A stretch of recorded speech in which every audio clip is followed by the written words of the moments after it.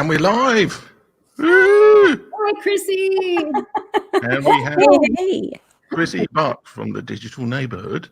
And we have Christelle talking live from the moon. I'm on the moon. Just FYI to my viewers, my internet is dodgy. I could disappear. So bear with me, Krissy. It'll be good. Is dodgy an American word? Because I've had people who like commented on saying that dodgy, or is it just my pronunciation dodgy that people have been commenting on in America? No, I think I may have picked it up from you and some other people I may know in the UK. I think I may be picking up your language, Tim. Yeah, that's probably the only. Well, anyway, after last Thursday's rescheduled interview where we talked to Christelle's therapist, not specifically about Christelle, but about mental health. Now we're going to act as partly as Christelle's career counsellor, because Christelle is very interested in community management. And I think Krissy Buck is one of the world's leading experts on community management. Oh, thank you. Well, and that is on the provider. There aren't that many people doing community management, so it's kind of like. But of the people, the first person I would have said would be Krissy. So, welcome to the show, Krissy. And, thank you. Very briefly, describe to people who have no idea who you are. Who are you? What do you do? And why should anybody care?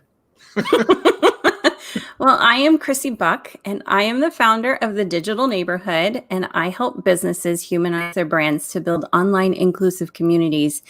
And the reason they should care is because I honestly think that this is the future of marketing. If you don't know how to build relationships and manage a community online, you aren't winning any hearts. Okay. So, yes. to somebody who's like coming into this from sort of a non-social media lovey marketing background. Yeah. How would you describe how people can create communities online, and also what are sort of some of the right things to do, and what are some of the wrong things to do, depending on what you're trying to achieve with this kind of community building stuff? Well, there's a lot of moving pieces. And so I think the first thing is just accepting where people are in the buying journey, especially as you're new. You know, it's tempting to go after people who are going to buy your products or services and only accept them into your community. The beauty is that if you accept people who aren't quite ready for you, and they may not ever be ready for you, they still get to participate in the conversation around your brand. You know, before we started the show, you and I were talking about a product that I'm a fan of, but because I was gifted a service by one of their competitors, I'm using that other service. That doesn't mean that I'm not ready for them right now. I will be ready for them at some point. And because I've built relationship with the people over there, I like to help, spread word of mouth referrals to them because I think they're fantastic. And so what you're doing is you're allowing people to come in and participate in the conversation around your brand. It helps to build the community. It helps to bring value to your business. And when they are ready, all of the answers have already been answered for them, because the other people who have converted into clients are then like sharing any issues they've had with your service. They're also sharing, positive testimonials about your service. They know the pricing model. They have all the answers. All they have to do is just convert. Okay. Yeah. Question about community on a broader level. Yeah. Will you define a healthy community for us and tell us why that's important in the business world? Could you repeat the first part of that question? Yeah. Will you define what a healthy community looks like online? So a healthy community is a community that that brings value to the end user. So the people that are actually in the community. So, and, value is such a subjective word. I kind of hate that word because what I think is valuable, you may not think is valuable. So you really have to listen to your community and learn what their needs are. I think Amanda Webb does an amazing job at this. She will ask her community, hey, what do you want to learn about this month? And, whether it's live video or email marketing or whatever it is, she's getting feedback from her community so that she can actually give them the value that they want, the education that they want. And then I think the next thing is just engaging with your community. You can't just invite people to come. It would be like inviting people to your house for a dinner party and then going to bed. You have to engage with people consistently. You have to praise the people who are helping to also engage with your community, either through support questions or, testimonials. You have to continually engage with them and praise them and give credit where credit is due. But really just keeping a positive community where, people are engaging with each other. You see collaboration happening among members. They're being educated, but also it brings business to you. I mean, at the end of the day, and this is kind of scummy, but it's true. It's a marketing practice to help bring business to you. Mm-hmm. Is it possible to build community online, good, healthy community that does bring value in the nonprofit sector or in community work? Absolutely. Absolutely. So I volunteer for a nonprofit here in Wichita called Family Promise of Greater Wichita that helps homeless families. And we partner with church buildings that are empty during the week. So essentially a classroom becomes a temporary home for a family. There's, I think, 3 or 4 employees. The rest of them are volunteers. And so there really has to be this healthy online community of volunteers and fans and donors and, and so forth. And so really the best way to do that is using tools like Basecamp.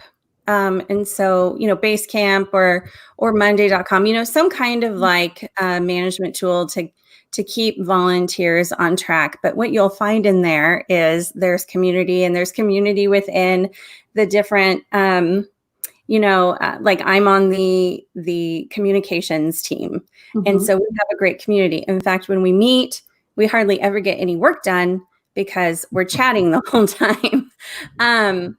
But even online, and you can, private groups, and I mean, like donation tools like that, Facebook has their donation tool. Yeah, definitely. I think, Christelle, in nonprofit work, there's a higher chance of having a healthy community because there is a purpose behind it. Right? Yeah. Like there's a mission behind it. Yeah. And that is to help X people. Yeah. And so I think people are much more willing to buy in to that type of community than they are any other type of community, honestly. Mm-hmm. When we have a common purpose and we have heart behind it, it's easier, I think, to build relationships. And I hear what you're saying because my world is actually nonprofit. I currently work for a homeless shelter. So I like that you kind of brought that in. And then prior to that, I was doing community on Facebook. So you mentioned 2 different avenues that I haven't heard. Basecamp? You said Basecamp and something else. So Basecamp and Monday.com are just these project management systems tools. So like the communications team, our PR board member, she'll put in there, hey, we need somebody to create, a flyer for this. But in a nonprofit world where you're relying on volunteers, there really has to be a sense of community because these people are doing it for free, right? So you have to build, You have to build those relationships and that trust. I can't just go to somebody blindly and say, hey, Tim, never met you before, but I need you to make a flyer. Like you have to build some kind of community inside of there. Good try. Can I intercede? We've had some comments. Yes. Tim Son had this one, which I put up briefly, because I was interviewed on Krissy's show earlier, so it's a bit earlier. And my friend Brad Tannenberg has said, like, Basecamp. Brad is an interesting guy because he's based in Argentina, so in Buenos Aires. So be nice to Brad. You know what? Brad and I are Facebook friends. Hi, Brad. I finally get to say hi live on our show. I mean, going by the viewer count numbers, everybody's dropping in and dropping out, so he probably missed you anyway. He said Basecamp is good, so that's Well, he said lots of things. He said, like, "Oh, what are you using to do it?" And it's like StreamYard, and I had a conversation with him in the comments. So I thought of a stupid example, because people are going to be saying, well, it's all very well, like you talking about community and all the rest of it. So let's say that Christelle wanted to change career and she wanted to start a llama farm, and she wanted to build up a community about her llama farm. What kind of thing would you suggest that she did? Like, she may not know, she's got access to potentially all social media. How would she go about it? She knows nobody who knows anything about llamas, who wants to buy llamas or anything like that. How would she go about starting that process of building a community with people potentially interested in buying llamas from her? Well, the first thing is going out and just meeting people. And so, joining Facebook groups that would include your target customer. And also following hashtags on Instagram. And Instagram has this cool tool where you can like somebody or follow them, and then there's a drop down and it'll show you like people. So if you went to like the llama queen, maybe when you drop down, there's the llama princess and, like accounts. So that's a great way. And then following them, but not just following them, but then engaging with their content authentically. And that's another buzzword, but really like, making your comments about them, really building that relationship, pretend that, going on Instagram and engaging with somebody's content that you don't know personally would be like going to a networking event. You would walk up to them, you would introduce yourself to them, and then you would have a conversation back and forth. The same is true online. You have to engage. It's just not enough to shake hands and follow. You have to then follow up with some conversation. And what I've noticed is that this will take time to build trust from the person that you're following. But if you show up consistently, then soon, just through repetition, they remember, oh yeah, there's Christelle. She owns a llama farm in San Diego. And she shows up on my content a lot, and maybe I should take notice and maybe I should go see what she's doing. And then pretty soon you've created a relationship online with somebody. This, community is a long game. This does not happen overnight. There is somebody that I met almost 3 years ago that I had a conversation with last night. I mean, it took almost 3 years to build trust and show authority in my field for her to, to have a conversation with me about teaching her how to build community. And so, and I've seen that even in my past life and mission work, that it can take, 2 to 3 years to build trust with somebody to the point where they will open up about their own personal journey. So it's definitely not something that happens overnight. It's not something that you can buy. It's something that you have to roll up your sleeves and you have to do the work. Mm-hmm. So how much would you say is going to find people in their communities, and how much is starting your own community? I know this is kind of an interesting topic. I mean, when do you start considering starting your own llama Facebook group, for example? Well, I mean, I would start that right away. I would start that right away. That way, you know, people have a place to go if they want to engage with you. But, you know, I mean, I found myself, there was one point last year that I was talking to people on Twitter in the UK more than I felt like I was talking to Americans. And that's because I was, and I use this analogy, I was at other people's houses more than I was at my own.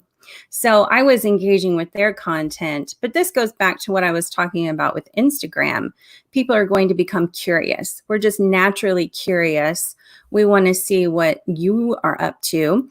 And so we're going to go to your house and peek through the windows. That's a horrible analogy, but we're going to go look at your Facebook page or your Instagram or your LinkedIn, wherever you're at. And we want to see what you're up to. So it's just, but you have to go engage with other people's content. And it's so rewarding to them. You know, they spend hours creating this content.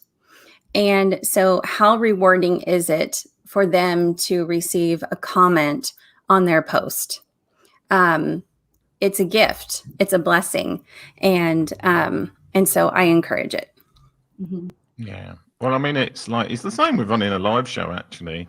I mean, the comments make a big difference. Yeah. And like seeing people actually watching it and actually consuming it.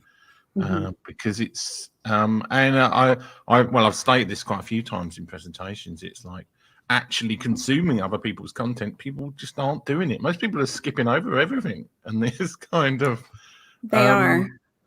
And it's like just, if we're all just producing content and we're all producing shows and we're all producing not another live show, for example, then it's no point. People have to be consuming other people's content.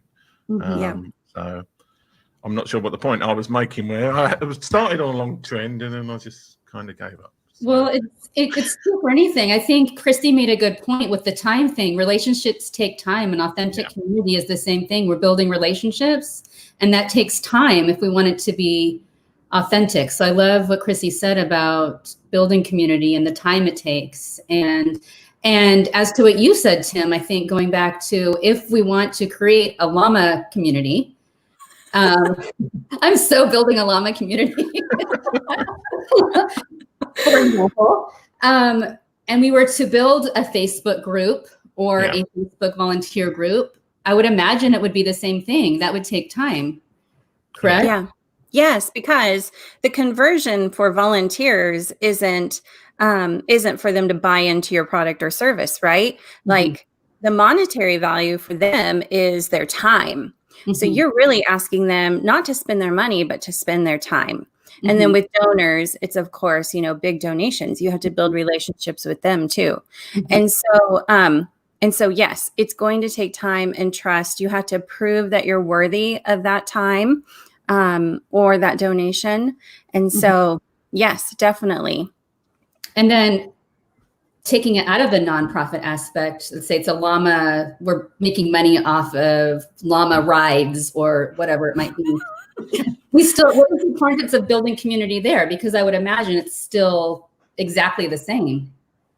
Yeah, so I have this flywheel that I created. So at the top is community. Community builds awareness. So what I have found in my previous life is that by building community around our brand, that then multiplied. So we relied on influencers, and influencers have already built trusted networks. You don't have to reinvent the wheel. You just like tap into the influencers community, build trust with the influencer. You introduce them to your community, vice versa. And then the thing that I have found with influencers is that influencers follow influencers. So then they are influencing other influencers. And before you know it, people are talking about your brand that you've never even met or had contact with. So then that awareness then turns into conversion. And those people who have bought into your product or service then are excited about it. They become fans of it. And then they bring new people into the community through positive testimonials, user-generated content. So using your content and tagging you in their posts. Like, for instance, StreamYard. You know, we're talking about StreamYard here. This is user-generated content for StreamYard. So they're bringing people into the community. So then you've become your full circle at that point. So then those new people then, you know, help build awareness and then conversion, and it keeps moving around. So in terms of that conversion part, because how do you get over the fact that a lot of people who are kind of online business people have a real problem with asking for sale or actually taking, I mean, how do you make that transition from being in a community to actually selling people's stuff? I mean, you could go on your Facebook llama group and just put like llamas for sale every like post every 5 minutes. I'm guessing that probably wouldn't be the right approach. Well, I think it's just, I really like Marcus Sheridan and his approach to, you know, inbound sales. So answering those questions up front. You know, most of the time people have already done the research before they ever buy into, you know, a product. I mean, think about it. You know, if you want, I'm not going to use the llama example, but okay. So recently we bought a new couch. I spent hours online, you know, shopping for a new sofa. And then we went into the store and tried them out. And I already knew what sofa I wanted when I walked into the store. I didn't, you know, I didn't even utilize a salesperson. And that's true. Really, marketing and sales is in the hands of the consumer. And so what we can do as a business is answer any of those questions they may have before they ask them. So it makes for a really easy sell. And your community will help do this just through their own experiences using your products. You know, again, through testimonials, they're so powerful. User-generated content, they're so powerful. Anything that you could say about your product is not even, it won't even like remotely measure up to what somebody else is going to say about your product or service. And so, you know, really, like, if you build a good community around your brand that becomes fans, I think Pat Flynn talks about this, you know, they're going to do all the selling for you. And so you don't have to be that hard salesman. Sometimes you do. Sometimes you still have to have that call to action. You know, you still have to say, hey, I'm a realtor, but I'm still selling a house, and this is the house I'm selling, and I'm having an open house this weekend. Like, you still have to do that. But it doesn't have to be every single post. No, you don't want 2-for-1 llama offer on every. We're losing money now. I mean, it's funny actually. On the StreamYard has got a Facebook group, which I'm a member of, and they had like a long post by somebody who is not, as far as I'm aware, is not a member, StreamYard staff member, saying like, what features do you want in StreamYard? What added to StreamYard? And there's a huge swathe of comments and other things. Now, some brands could see that as a negative, but for them, it's a fantastic way of judging what people are actually, what their customers actually want added to the product. Yes. So I think the community gives all sorts of benefits over and above just selling stuff to people in terms of market research and knowing what your community is about. And, you know, StreamYard did a great job partnering with Rob Balasabas. Yeah. And Rob Balasabas, because he's great at relationship building, you know, introduced me to StreamYard. And now just before I got on, I was messaging somebody I've never met before, but saw me using StreamYard and wanted to know more about it. And so by utilizing an influencer, then they've multiplied, you know, that community. And so Gage doesn't know that I had this conversation with this woman today. So it's a powerful thing. Yeah. Okay. So let's talk about influencers then, because that word, That word is a bit of a dirty word at times to some people. Yes. How can you tell whether an influencer is just somebody who's out for money, and as opposed to somebody who actually kind of cares and has? I mean, how do you assess somebody's community, and how do you assess whether they're just somebody who shouts a lot and tells everybody that they're an influencer, and then actually they've got nobody? How do you make that differentiation, so to speak? I think it comes down to engagement. What does the engagement look like on their platforms? And I mean, honestly, all influencers are in it for the money. It's their business. You know, being an influencer is a job. And so, but being upfront with their own community about that, I think is important. You know, in the United States, the FTC says that if you are selling a product or service and you are getting a kickback, you have to make that clear on every post that you make, that you're getting a kickback from, you know, whatever company. And there's very specific rules around that. You can't just use #ad. Like, that's not even enough. But it's kind of off topic, but, and I'm not an expert in that, so please don't ask me. But yeah, I think it comes down to engagement. And so an example of that is a group, this woman, it's called Sunflower Steals. She's up in the Kansas City area, I think. And when I joined the group, she had 100,000 members in this Facebook group. And the whole point of the group is she'll find these great deals online, like Amazon or, you know, like some kind of like The Loft, or what, that's a women's clothing store here in the States. And so she will share those to this Facebook group. And I mean, the amount of comments that you see underneath these posts, you know, like, oh yes, I have that, it's great. Or, you know, oh, thank you for sharing that link. I saved, you know, $150 today on a new summer wardrobe. Or, you know, one time I bought a Roomba, and it was a scam on Amazon. And I was able to go back to the community and see the comments under that post. And that's how I figured out it was a scam. So then I reported it to Amazon and I got my money back. So an example how, like, even if you have like a help desk question, your community is there to back you up and to help the rest of the community members answer that question and to overcome that problem.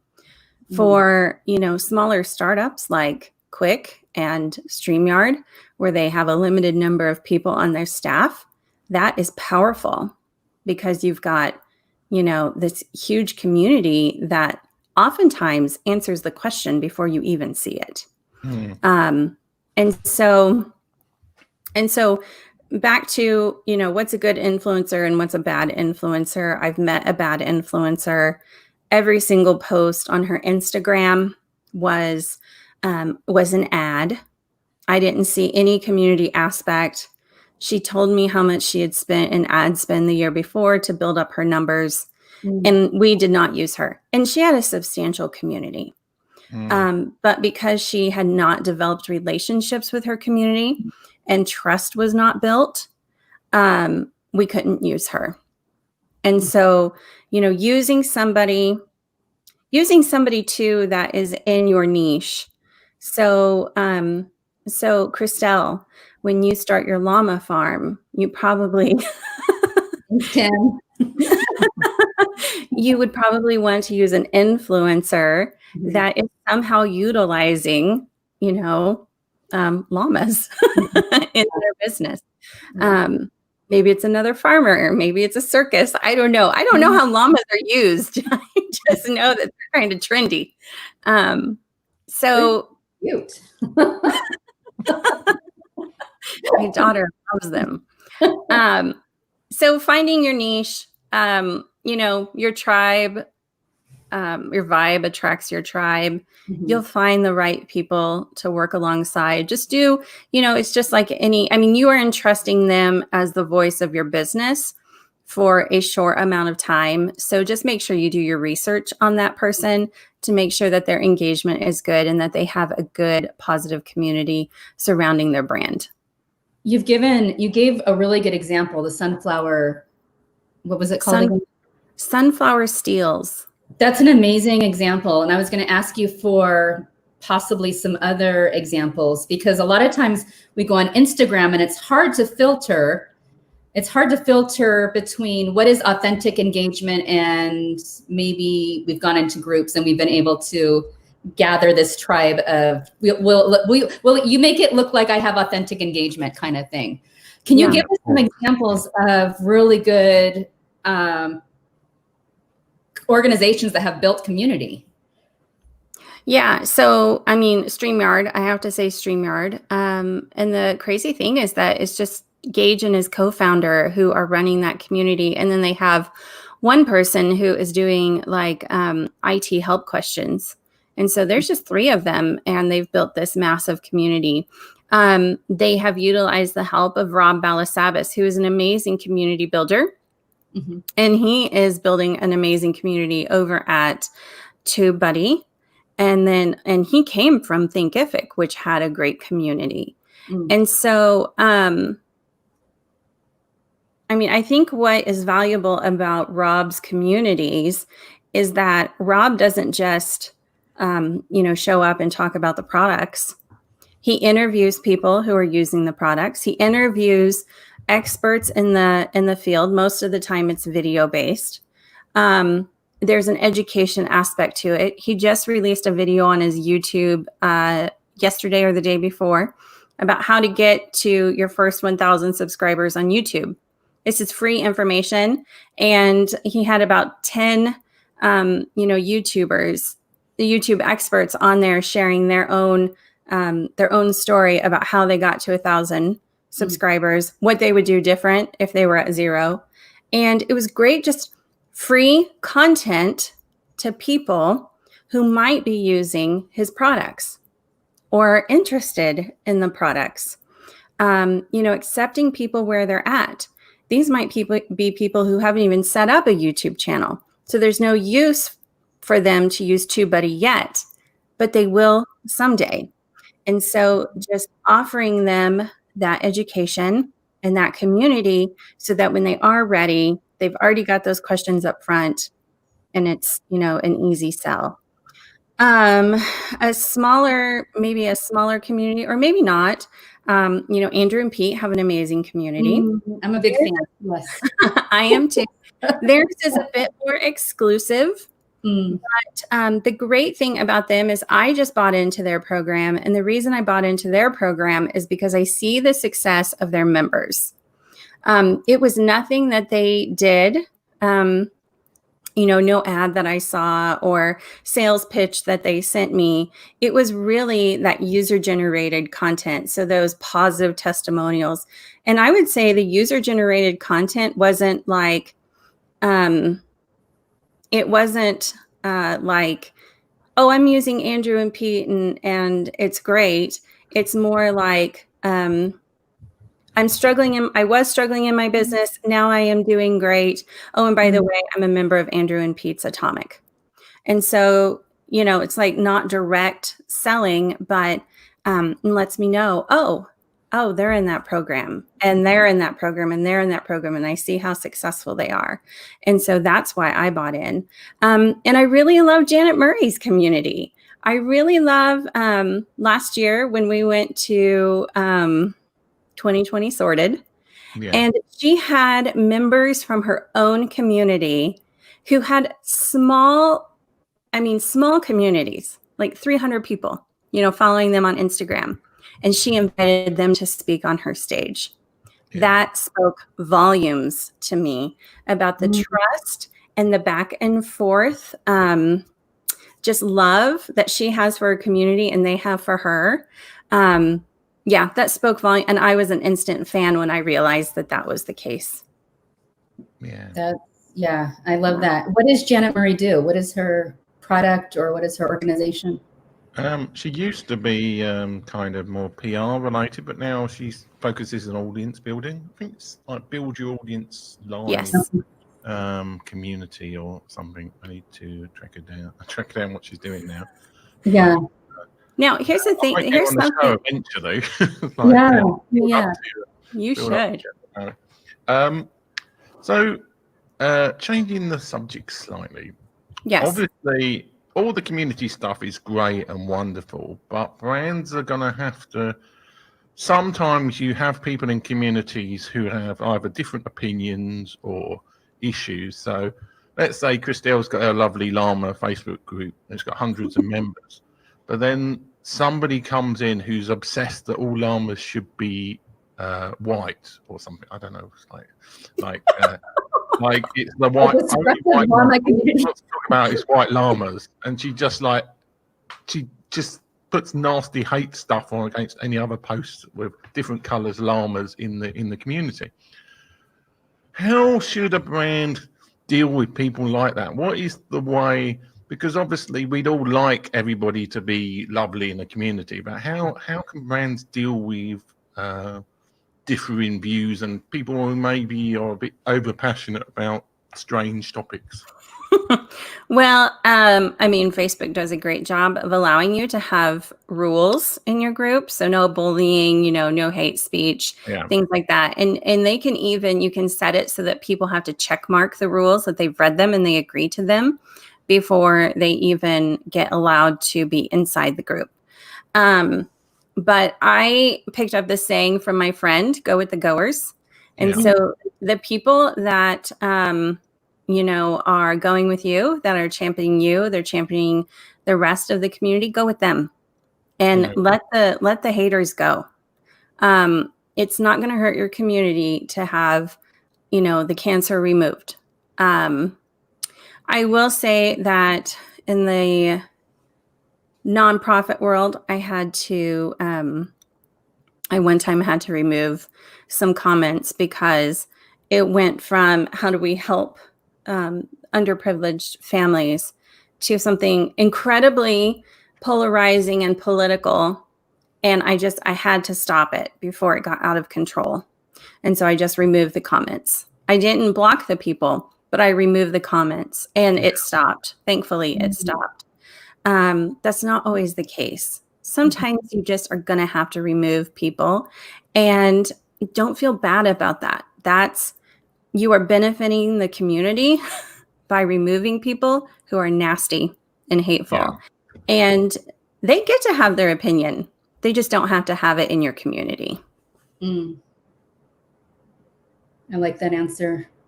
Thank you. I'll think of another question now to take it off. This is a really good topic because it is something we have to address whenever we're building a community, both in person and online. It's really the same. We're going to have challenges.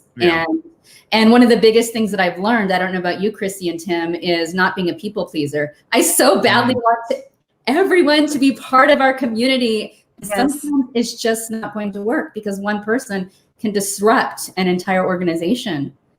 And so I appreciate that, what you said. And it's so important. Thank you. And they can change your brand. By allowing them to stay in your community, it can change what people say about your business. And so you have to be careful about that. What is your favorite social media tool then? Which between Facebook, Instagram, whatever else you're using to build community, Krissy, you personally, where do you like to build your communities? Right now for the digital neighborhood, I'm using Instagram. I'm just a very visual person and I see most of my engagement there. So I talk about this. So I have these 3 steps to building community. The first one is accept where people are at, seek the influencers, which we've already talked about, and then going to where the people are. And so that includes online, not just physical. I would recommend you find physical networking events or conferences to meet people at, but that includes digitally too. So if the majority of your target market in your community is on LinkedIn, that's where you should be focusing your time. If they're on Instagram, that's where you should focus your time. I have a client who his target market is mostly on Facebook. So that's what we're focusing on. is Facebook, because that's where they live. So you just have to know who your customer avatar is, and just understand where that person lives online, and then spend your time there. Don't try to make them come to you, building it and expecting people to come. It doesn't work anymore. You have to go out and meet people on their turf. But I will say you have to consistently analyze, because people will move. I've seen this happen. 3 years ago, I suggested to this business I worked for that we be on Facebook, and then it transitioned to LinkedIn, and then it transitioned to Instagram, and then LinkedIn, and now it's YouTube. I see them doing a lot of work on YouTube, and so you have to consistently kind of move with your community to where they're going. Yeah, you used. I'm turning into the everyman jargon buster on this show now. You use this phrase, which I personally find terrible, of talking about a customer avatar. I hate it too. I hate it because it reminds me of those horrible blue figures in the film Avatar. But also because I think it actually better is called like a customer archetype or something along those lines. Can you describe to people what on earth do you mean by customer avatar? Yes. So I worked for this company that had this HR product, and we were trying to figure out, okay, who in the organization is going to buy this product? And we identified that person is probably an HR director. And then we really we really did a lot of soul searching, and we figured out that she probably is middle class. She lives on the northwest side of Wichita, because she has a family, and that's a very middle class family area of Wichita. She's married. Her kids probably play sports, so she's always on a bench. We even went down to she's on Pinterest, Pinterest and probably Instagram. And you can get very specific. What magazines do they read? I had somebody who was coaching me through this one time, and she said, does your customer fight with her husband? I don't know if you have to go that far, but but it really is good to kind of map it out and understand who this person is that you're speaking to. And to also understand where their lookalikes are. Another way of doing this, so that it's not just cold research, is just kind of look at your highest paying customers and identify personality traits or traits that are common among them. And that will help you also map out that customer, what did you call it? An archetype? Archetype. I think archetype is a better word. A profile, kind of. A customer profile. Yeah. It's John Lee Dooms, I think, who came up with this avatar stuff. He was going on about finding your avatar. And they our avatar is called Judy, and she's a woman who's 36 years old. And she's yes. Whatever. Something I've always found a bit ropey about this archetype avatar stuff is, how do you confirm that this idea of who you think the customer is actually is the customer? I know you say you can look at your existing customers, but obviously if somebody's looking at a product and they haven't sold anything yet, how do they, when they're saying, oh, it's actually a 39-year-old woman called Judy who drives a Honda Civic or something, how do they confirm whether that's actually correct, or they just totally made something up out of their own prejudices? Well, this is a little more analytical, but honestly, you could run an ad using your Facebook pixel and retarget lookalikes to people who visit your website. And then you can look in Ads Manager and you can see the demographics of who is visiting your website. Facebook isn't going to tell you specifically who's visiting your website, but they'll give you an idea of gender, race, even location of who is coming to visit your website. So that's a real quick, easy, paid way Another way would just be, and this would be time consuming, but make a note of who's engaging with your social media. Like who does your content, who does it speak to? And just make a note of that. Analytics really aren't gonna share that. I mean, because not everybody that follows you engages with your content. So you can't really trust like the general analytics on the back end. So you really got to figure out, okay, how do I find the data of the people who are actually engaging with my brand? And this pertains to not only to businesses. I keep going back to nonprofit just because that's kind of where I am, but that would filter into donors as well. Yes. Who's going to donate to our nonprofits? Exact thing. I have a question based on this. Would you use this profile to run ads? Are you a fan of running ads? Well, I'm more of an organic person. Now, I am trying to build awareness for the digital neighborhood. So I know that I'm going to have to, target my who I would like to work with, I guess. And so I'm running an ad right now just to build awareness around that. But it's very low. My budget is very, very low because I'm a huge fan of just organic, building an organic community because you can't buy relationships. I can buy awareness. Like I can make people aware of my brand, but I can't buy actual trust, So you still have to go in and do the work. Yeah. But as far as like getting impressions and getting people to see your content, yeah. I mean, I think ads work, but then you have to follow up. And I guess ads could be like the handshake, right? But then you still have to follow up and engage. Yeah. I mean, I find like if I meet somebody at a conference or some other, or even on like commenting on a live stream or something, if you've had any kind of contact with them before, or you've seen any of that, I mean, if you've seen an ad from somebody and then you see them in person, you are more likely to recognize them because there is something even subconscious on the initial thing. Obviously, if the ad was annoying, then you'll have a negative thing. Maybe you'll be avoiding that person. But I think it's important. I mean, one thing I would say about website traffic is often the website traffic you can get can be totally inappropriate for your audience as well. So that's true. There is a bit of a problem, I think, for new companies in as much as they oftentimes have no idea really who wants their product, and sometimes it's people who use their products for all sorts of weird things that they didn't think it was going to be used for. So I think it's probably a process if you just have to keep assessing who your audience is and like is Janet really a 37-year-old woman, or is she actually Jim, who's a 38-year-old guy?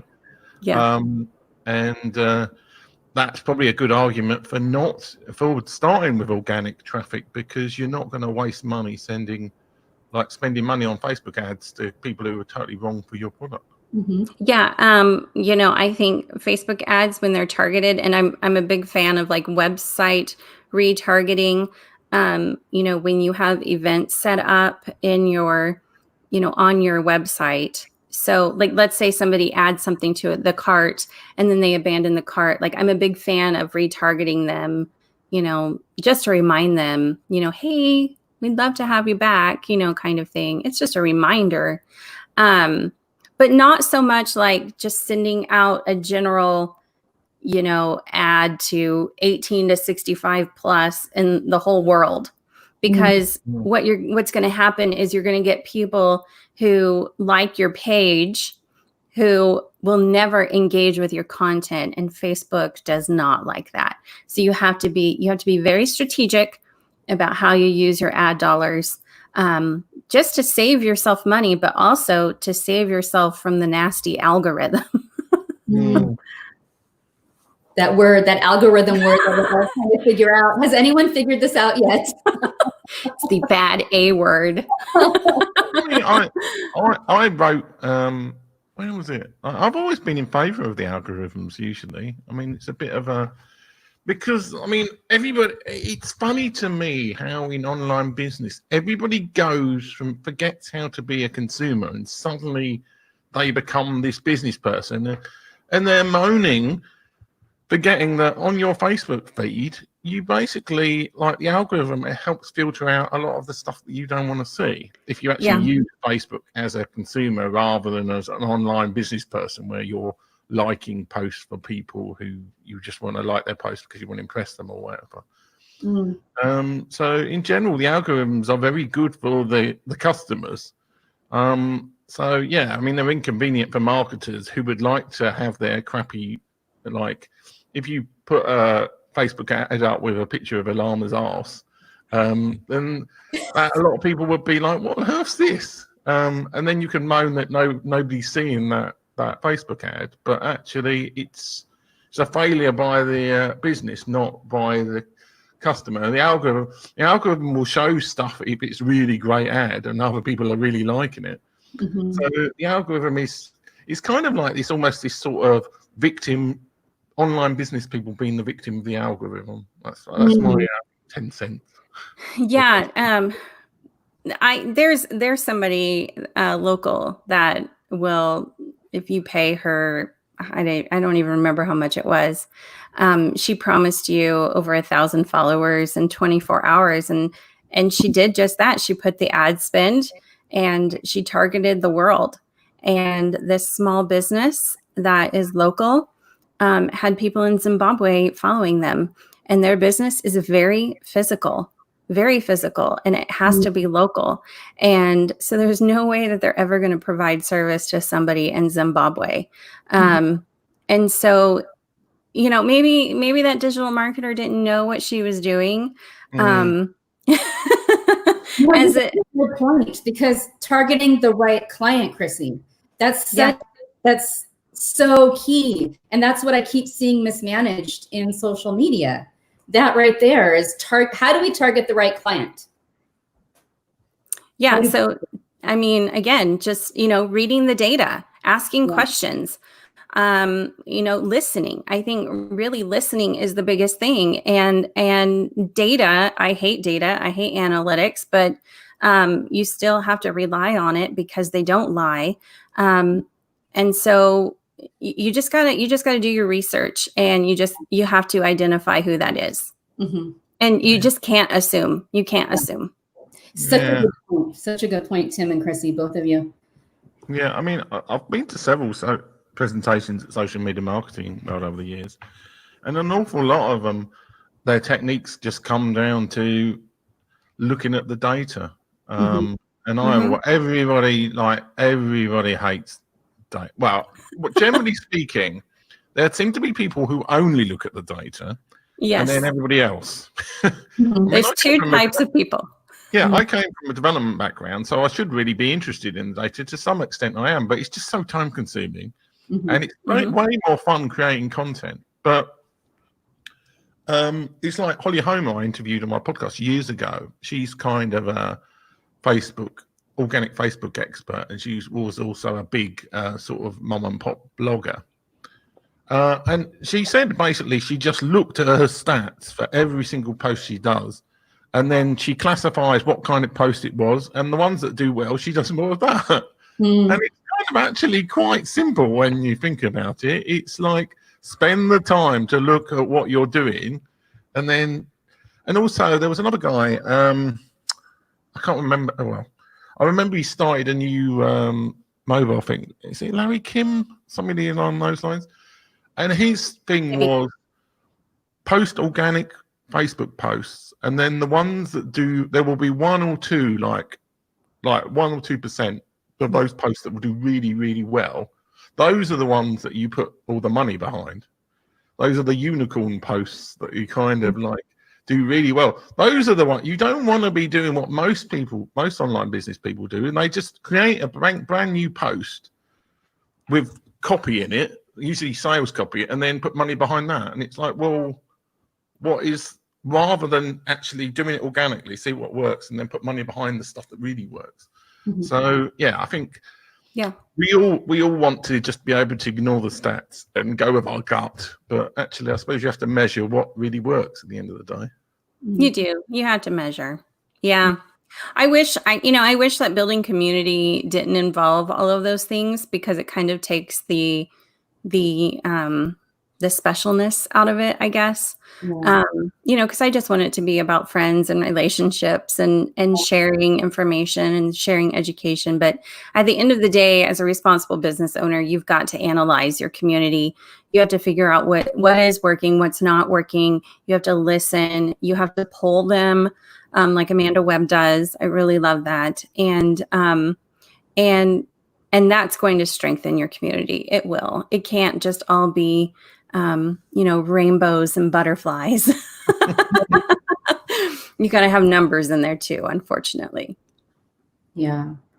I have I think possibly one of our last questions for you. There's this other buzz kind of term and theme out there in building community, and the importance of storytelling. Do you fall into that, Krissy, at all? Is that something that you try to do with your clients, and how do you do that?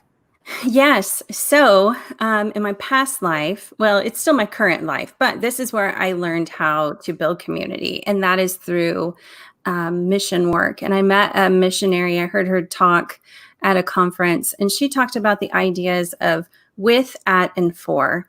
And so when you're doing life or you're doing business alongside people, it's much more impactful than if you're doing it at them or for them. And so storytelling is part of that. If you are sharing your story, you're sharing your struggles, you're sharing resources that help your business, that you are going to build trust so much easier than if you're just trying to throw things at people for their own benefit, even if they don't need them. And so, so you have to share your why. You have to share why you do what you do, what it looks like day to day, what you do. Janet Murray does this in her emails that I get daily. And I'm not even mad at her for it, because I've built trust with her. Like, I welcome her daily emails. But she'll share, hey, I got this nasty message from somebody today, and this is how I feel about it. Like, she really does share what it's like to be a business owner. And that makes me buy into her brand. So yes, that's my with, that storytelling, I just call it with. With. Okay. Yeah. I think it's important, but I think it's been abused as a concept, storytelling. I think a lot of people have just rebranded whatever they did as storytelling and tried to sell that. But there is definitely, there's definitely something to having those stories that resonate with people. Yeah. Yeah. It becomes relatable, and they feel like they belong because you've opened up a piece of you that's vulnerable. And that's powerful. Yeah. Okay, so I think we're coming towards the end of the show, not the end of the world. I don't know. It's 2020. We start a llama business. In one day. How can people find out about the digital neighborhood, about Krissy Buck, and anything else exciting that you've got going or got happening? Yes. So you can find me at thedigitalneighborhood.com. And on Twitter, I'm kbuck_ICT. And then the rest of the channels, I'm the Digital Neighborhood.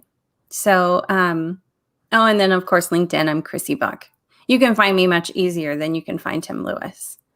Yeah, that's true. Yeah, it's hard to find me on LinkedIn. It's the common name syndrome. Well, unless Christelle has got any more questions. Have you got any more questions? I do. What is behind your head today? Oh, behind my head. It's not actually a very good one, I think.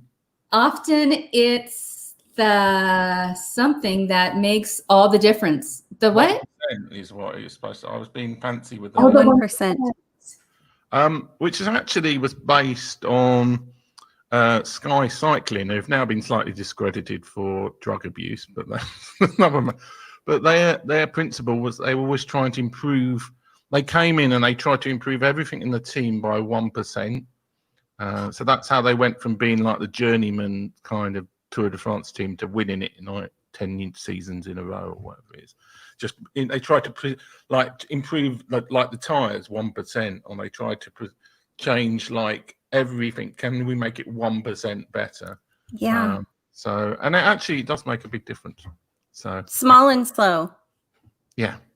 I love that. So, forget the 1%. Love it. Shall I play the exciting outro video? And then, thank you so much. So nice to meet you. Thank you. Thanks for having me. It was fun. Thank you.